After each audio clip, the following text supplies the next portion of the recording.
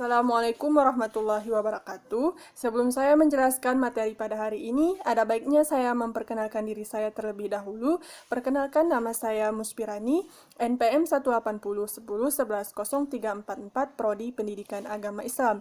Pada baiknya di sini saya mengatakan kata penghormatan saya, yang saya hormati kepada Bapak Saifullah selaku pembimbing mata kuliah Psikologi Agama. Baik, di sini saya akan menjelaskan materi kita pada hari ini, yaitu tentang religiusitas dan agama, sikap sosial, kritik dan evaluasi. Baik, di sini yang pertama sekali saya menjelaskan yaitu tentang religiusitas. Religiusitas menurut Suhardianto pada tahun 2001 adalah hubungan pribadi dengan pribadi ilahi yang maha kuasa, maha pengasih, dan maha penyayang.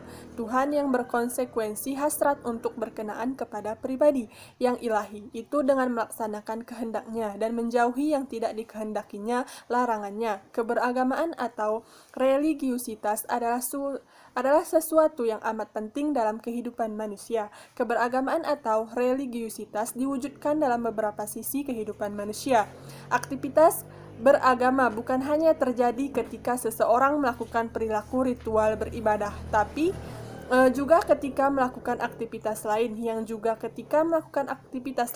didorong oleh kekuatan supranatural. Bukan hanya yang berkaitan dengan aktivitas yang tampak dan dapat dilihat mata, tapi juga aktivitas yang tak tampak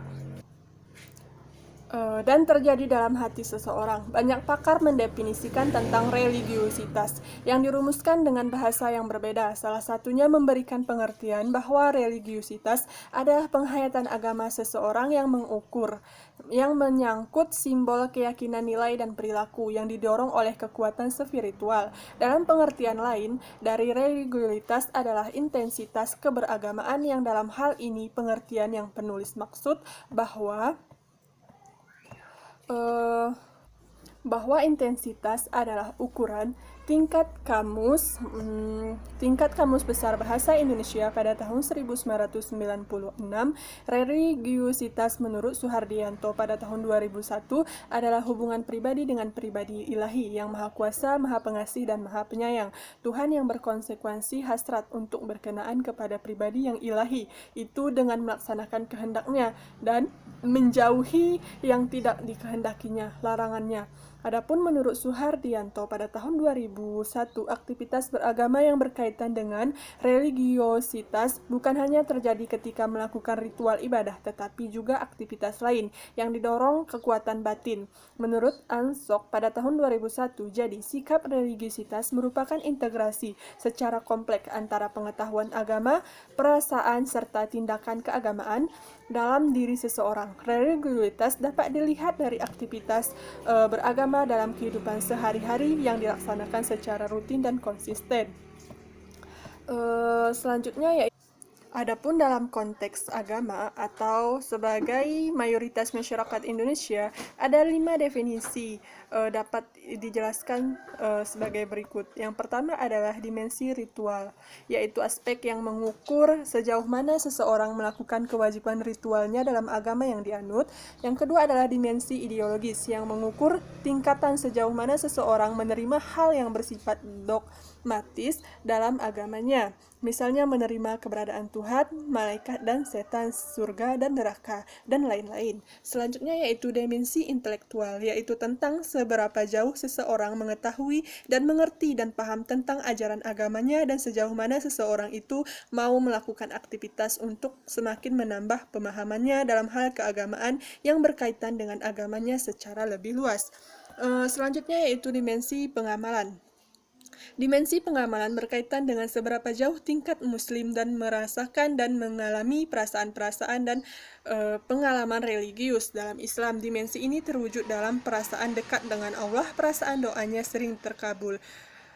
Yang selanjutnya yaitu dimensi konseptualisasi. Dalam hal ini berkaitan dengan sejauh mana seseorang itu mau berkomitmen dengan ajaran agamanya dalam kehidupan sehari-hari. Misalnya menolong orang lain, bersikap jujur, mau berbagi, tidak mencuri, dan lain-lain.